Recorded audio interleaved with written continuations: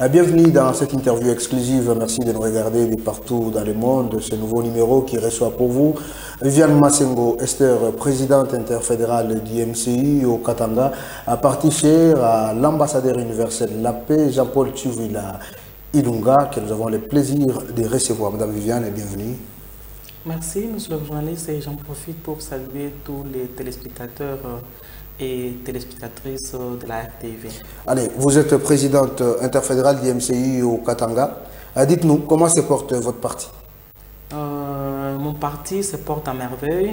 Comme vous le savez, nous sommes à la phase de l'implantation jusque-là, parce que c'est ça notre cheval de bataille, implanter le parti à travers toute la province, parce que c'est ça l'entité dont j'ai la charge, et pourquoi pas à travers toute la République. Avez-vous déjà implanté dans combien de territoires?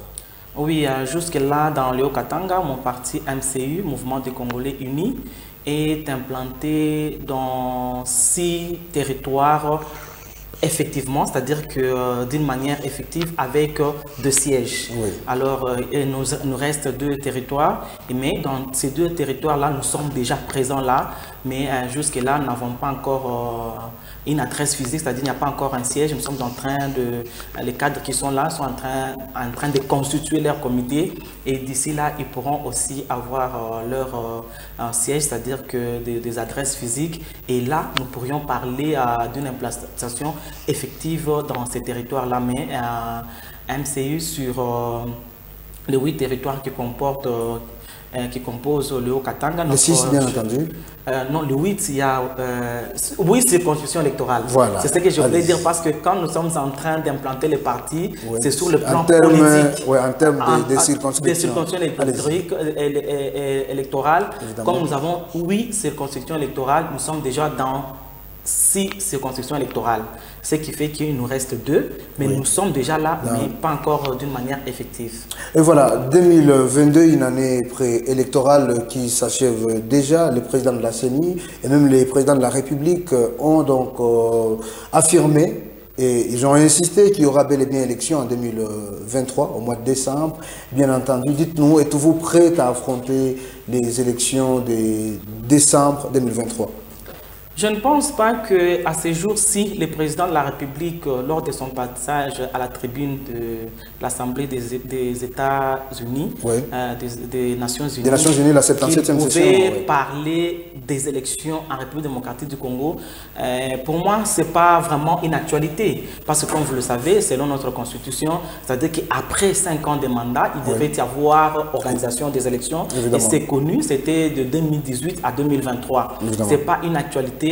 Mais plus comme le champ, nous les Congolais, nous sommes toujours habitués à faire des critiques, même là où il ne faut pas le faire. Il y a de ces gens-là qui se disaient non, comme la CENI est en retard, les élections ne sont pas organisées. La CENI est en retard par rapport à quoi?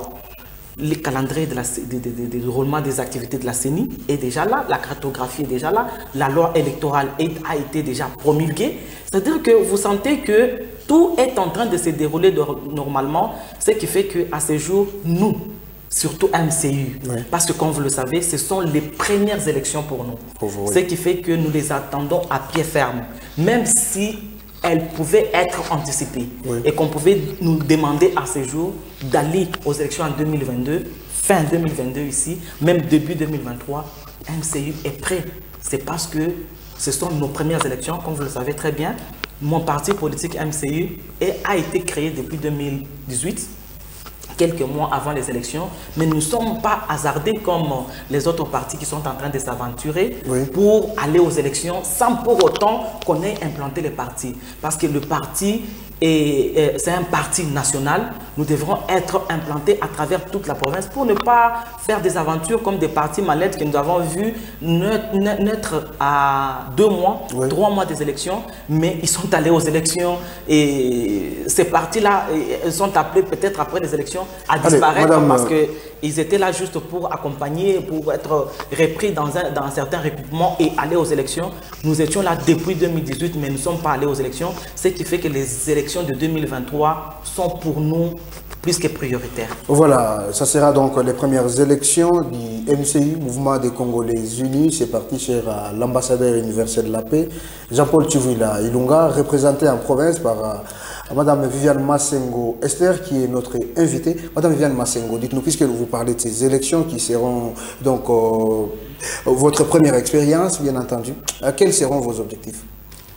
Nos objectifs, comme vous le savez très bien, à la création d'un parti politique. Oui. Qu'est-ce que stipule la Constitution? Quelle est la définition même d'un parti politique? Quand on met en place un parti politique, c'est pour conquérir le pouvoir. Et à quel niveau? De manière démocratique. À quel niveau? C'est-à-dire qu'en allant aux élections, oui, pas en cherchant par d'autres moyens, parce qu'il y a plusieurs moyens pour arriver à avoir le pouvoir, oui, mais nous avons choisi le moyen démocratique, ce sont les élections. C'est-à-dire qu'à partir des élections, avoir le pouvoir, gagner les élections et avoir le pouvoir. C'est-à-dire que vous avez posé la question à quel niveau? À quel niveau, oui. C'est-à-dire à tous les niveaux. À tous les niveaux. Quand on fait un parti politique, c'est pour gagner les élections à tous les niveaux. C'est-à-dire que, comme vous le savez, il y a à peu près 11 scrutins qui composent les élections. Oui. Mais dans notre pays, parfois, on en organise 4 depuis tout ce temps ici. Oui. Mais c'est toutes les élections, commençant par la base jusqu'au sommet. Ok.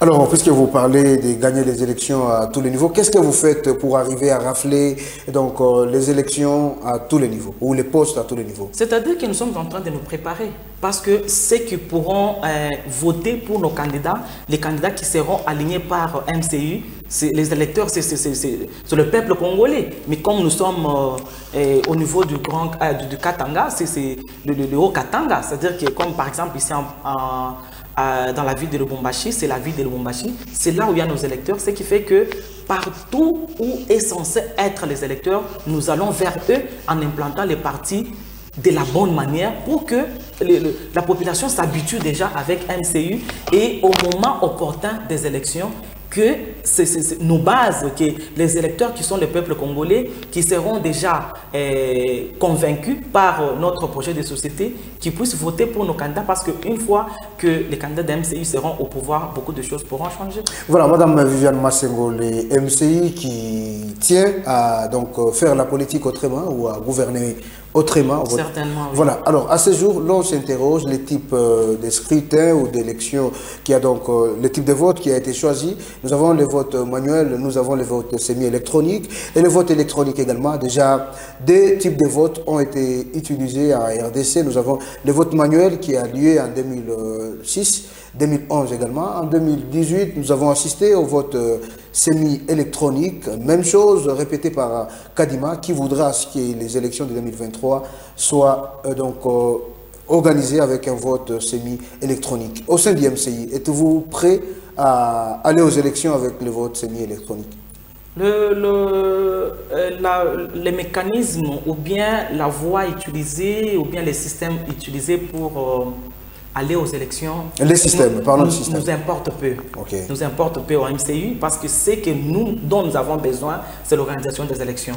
Et les élections qui pourront être crédibles et paisibles. C'est-à-dire que, vous le savez très bien, au Congo, même quand il y avait des votes manuels, il y a eu des contestations. Des votes semi-manuels, il y a eu des contestations. Et je pense même si on allait au vote purement électronique, il y aurait toujours des contestations. Et comme vous le savez, même dans les vieilles démocraties, il y a eu des contestations. Vous avez vu en France, il y a eu, aux États-Unis, il y a eu des contestations après les élections, alors que nous savons que ce sont des pays à haute technologie. Mais il y a eu des contestations, ce qui fait que ce n'est pas du tout une garantie. L'essentiel, c'est d'accepter d'aller aux élections et que le peuple puisse sanctionner le dirigeant par rapport à leur choix. Voilà, Madame Viviane Massengo, Jean-Paul Tchiouila Ilunga, l'ambassadeur universel de la paix, votre autorité morale, invite Félix Tshisekedi Tshilombo à postuler au nom de l'Union sacrée pour bénéficier de son soutien. Que cache cette déclaration? En fait, ça ne cache rien du tout. C'est tout à fait logique. Parce que comme vous le savez, le président Félix, quand il est venu au pouvoir en 2018, il est venu sous le label de Cash. Là, ils étaient en coalition avec deux partis politiques. Évidemment. Et les alliés de leur parti l'ont soutenu. Et cette fois-ci, voilà qu'il a été élu, et comme vous le savez très bien, l'historique de son élection, il y a eu contestation, il y a eu ceci, et il était voté sans pour autant qu'il puisse avoir une majorité parlementaire. Alors, ce qui fait qu'il fallait qu'il puisse avoir la majorité parlementaire, d'autant plus qu'ils étaient en train de gérer le pays, co-gérer avec presque l'ancien régime, dans les systèmes du mariage FCC Cash. C'est que, comme vous le savez très bien, pour la petite histoire, c'est le moine Abitinda Congolais, Jean-Paul Tchouvila Ilunga, qui avait porté plainte contre ces mariages-là, FCC Cash, parce que toutes les deux plateformes qui étaient en train de diriger ces pays, de gérer, de co-gérer, ils n'avaient pas de personnalité juridique. Il avait porté plainte au niveau de la Cour constitutionnelle et sa plainte avait trouvé gain de cause. Le mariage a été dissous. On avait mis fin à ces mariages-là, FCC Cash. Il fallait que le président de la République puisse avoir une majorité, une nouvelle majorité. C'est alors qu'on a mis en place l'Union sacrée. Et quand l'Union sacrée est là, au sein de l'Union sacrée, il y a beaucoup de partis politiques. Alors si le président de la République, à ce jour, pouvait encore aller aux élections au nom de sa famille politique, de son parti politique, parce que s'il faudrait qu'il puisse aller au nom de la famille, que ce soit la famille Union Sacrée, parce que ça nous permettrait, nous tous qui sommes au sein de l'Union Sacrée, après son réélection, parce que nous jurons que par ça, la réélection de Félix Tshisekedi en 2023, alors, une fois qu'il est réélu, que nous puissions nous tous, même moi de MCI, me dire que c'est mon président, c'est le candidat de mon parti politique, alors, parce que là, il n'aura pas de couleur politique. Madame Viviane Massengo, si jamais il s'est représenté encore au nom du CAS ou au nom de l'IDPS, son parti, est-ce que peut-on assister à la candidature de Jean-Paul Tchouvila Ilunga? Jusque-là, il n'est pas encore question de cela, ce n'est pas encore à l'ordre du jour. Voilà, Madame Viviane Massengo, l'actualité c'est également l'enrôlement des électeurs qui pose problème à ces jours. Est-ce la publication de calendrier une priorité pour vous, acteurs politiques? L'enrôlement ne pose pas problème. La CENI a bel et bien donné déjà le calendrier par rapport à ça. Le calendrier de la CENI est déjà là, mais je ne sais pas de quel calendrier on est déjà en train de parler. Il y avait déjà un calendrier qui a été déjà mis en place, bien que jusque-là nous voyons qu'il n'y a pas vraiment respect par rapport à ces calendriers-là. Mais nous avons vu qu'il y a eu déjà l'arrivée des matériels pour l'émission des cartes d'électeurs. Il y a même un test. Et c'est promis qu'au mois de décembre, il y aurait déjà un enrôlement des électeurs. Et je ne pense pas que ça poserait un problème. Et je pense qu'il y a juste ces gens-là qui veulent un peu faire de bruit, qui ne veulent pas aller aux élections, qui ne sont pas prêts pour les élections, qui font beaucoup de bruit. Entre guillemets, les opposants là, qui sont contre les élections, parce que je pense qu'il y a de ces gens-là qui sont allés aux élections en 2018, qui étaient des candidats à la présidence, qui ont été soutenus par certaines personnes qui font plus chemin avec eux. Et parfois, ils se posent la question, comment nous pourrions encore oser d'aller postuler au niveau de la magistrature suprême, et ces gens-là veulent à tout prix, non, allons au dialogue, nous devons causer de pourquoi faire. Il n'y a pas crise. Voulez-vous parler de Martin Fayulu? Il n'y a pas crise. Il n'y a pas crise. Je ne suis pas là pour parler des individus. Voilà, Madame Viviane Massengo, alors vous avez une base dans les Haut-Katanga, donc vos administrés, bien entendu, un message à l'égard de toute la population du Haut-Katanga en général, à l'égard des membres du MCI qui doivent s'enrôler d'ici quelques mois. Oui, bien que c'est encore un peu, il y a encore presque 2 mois avant les opérations d'enrôlement des électeurs, mais nous faisons déjà ce travail-là en amont pour sensibiliser nos membres, pour qu'ils puissent aller massivement se faire enrôler, et parce que ce sont des électeurs. Une fois qu'une personne déjà à l'âge de voter, a déjà sa carte d'électeur, ça lui donne droit déjà à une voix.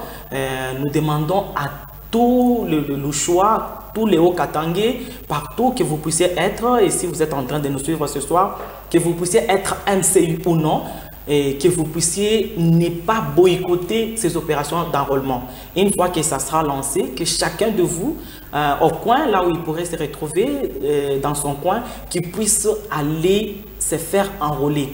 Une fois que vous êtes déjà à l'âge majeur, c'est-à-dire à partir de 18 ans, que vous soyez élève, que vous soyez étudiant, que vous soyez ménageur, que vous soyez homme d'affaires, que vous soyez qui que vous êtes congolais, allez-y vous faire enrôler. Cela vous donne, c'est votre visa pour aller faire le choix de vos dirigeants, pour aller faire le choix de vos représentants au niveau de différents parlements, que nous puissions aller massivement se faire enrôler. Et je toujours précisé qu'il faudrait se faire enrôler là où vous serez prêt aussi, l'endroit qui sera proche de vous ou bien de votre résidence pour que le moment des élections, comme vous le savez, les opérations d'enrôlement peuvent prendre 2 mois, 1 mois, 3 mois, mais l'élection, c'est juste un jour. Ouais. Ce qui fait qu'il y a l'engouement, il y a beaucoup de gens, il faut se réveiller tôt. Alors, pour ne pas se décourager peut-être d'aller voter ces jours-là, c'est mieux de se faire enrôler à un bureau qui sera plus proche de votre bureau de vote. Voilà, Madame Viviane Massengo, merci d'avoir répondu à notre invitation. C'est moi qui vous dis merci. Voilà, aimables téléspectateurs, merci pour votre fidélité, votre confiance. À très vite.